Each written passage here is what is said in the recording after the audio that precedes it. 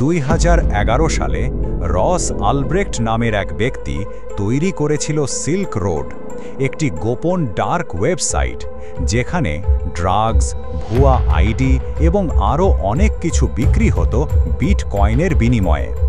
সে নিজেকে ডাকত dread pirate Roberts নামে, আর এই সব কিছুই সে চালাতো কফি শপ, লাইব্রেরির মতো পাবলিক ওয়াইফাই থেকে।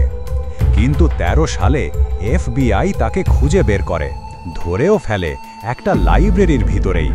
ল্যাপটপ ছিল খোলা এবং সে তখনও সাইটে লগইন করা ছিল। এমনকি তারা কিছু চ্যাট পায় যেখানে সে খুনির খোঁজ করছিল, যদিও বাস্তবে কোনো হত্যা ঘটেনি। শেষ পর্যন্ত রস পেয়েছিল 2 বার যাবজ্জীবন কারাদণ্ড। একটা ডার্ক ওয়েব সাম্রাজ্য যা ধ্বংস হলো উজ্জ্বল দিনের আলোতে।